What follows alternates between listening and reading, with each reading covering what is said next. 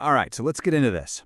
What we're looking at today, it's not your typical book or article. It's actually something way more personal. It's a scrapbook, almost 800 pages long, just filled with names, poems, song lyrics, and memories that all weave together to tell the story of one person's life. And the author, well, he gives us our theme right from the get-go with this really powerful idea of the web of life. This is the core concept we're going to explore today, this idea that our lives aren't just these solo missions, but are actually these incredible tapestries woven from countless connections. So, let's start with the most basic, most fundamental threads in this web, the people. I mean, this scrapbook is just packed with hundreds and hundreds of names, friends, family, mentors, and every single one is a connection that helps shape who he became. The stories in here, they span an entire lifetime. For example, he talks about Mark Blackburn, a friend he's known since they were in kindergarten together.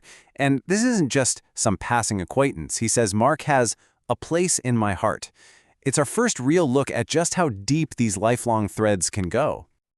And of course, these connections keep going through his school years.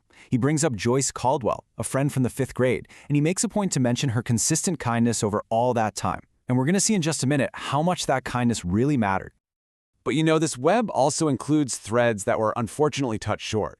He makes sure to pay tribute to friends like David Gelfand who've passed away, making sure their memory stays a really vibrant part of the pattern. It just goes to show you that the web is shaped just as much by loss as it is by presence. And what's super interesting is how he organizes all these connections. It's not just a random list. He actually groups them into these different categories like childhood friends, people he traveled with, his mentors. It shows that every single part of his life contributed these vital threads to the fabric of who he is today. And this right here is a perfect illustration of how one single thread can change everything. That childhood friend, Joyce Caldwell, made a simple request to her dad. And that one little act of kindness gave the author access to this pristine, totally private surfing spot called the Hollister Ranch. It was a gift he treasured and remembered for decades. It really shows you how these small moments of connection can have a massive, lifelong impact.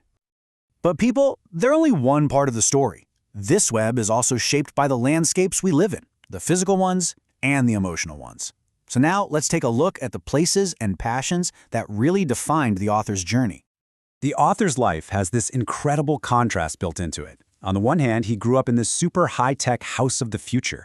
We're talking motion-activated lights, video surveillance, back in the 1950s. But on the other hand, he found his real home, his healing, not in technology, but in the raw, natural power of the ocean through his passion for surfing. And this deep connection to something bigger than the material world, it really set him on a quest. After a near-death experience while he was surfing, he felt this profound sense of protection that guided him, at just 18 years old, on this incredible overland journey to India. And it was there, in an ashram, that he had this spiritual initiation that he says literally opened the door to his soul and completely changed his whole perspective on life. So here's the crucial point. How do all of these threads, the people, the futuristic home, the ocean, this huge spiritual journey, how do they all weave together into one single pattern? What's the philosophy that comes out of all this experience? Well, a huge part of his philosophy came from the teachers he met along the way. He soaked up the wisdom of spiritual leaders like Ram Dass, whose idea that we are all just companions on this shared journey, well, that became a core part of his worldview. But what's so beautiful is how he didn't just borrow wisdom, he saw it reflected in the people he already knew. He describes his lifelong friend, Nick Roth, with a line that could basically define enlightenment. He has nothing to prove, he just smiles like a wise man. He found this profound truth in the simple, quiet grace of a friend. So what you should really take away from this, the central idea of this whole scrapbook is this. A life isn't just a straight line of events. It's a beautiful, complex, intricate web.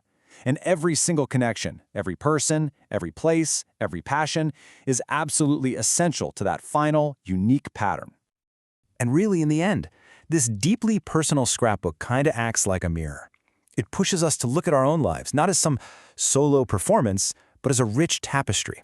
And it leaves us with a pretty powerful question to think about. Who and what are the essential threads that have woven you into the person you are today?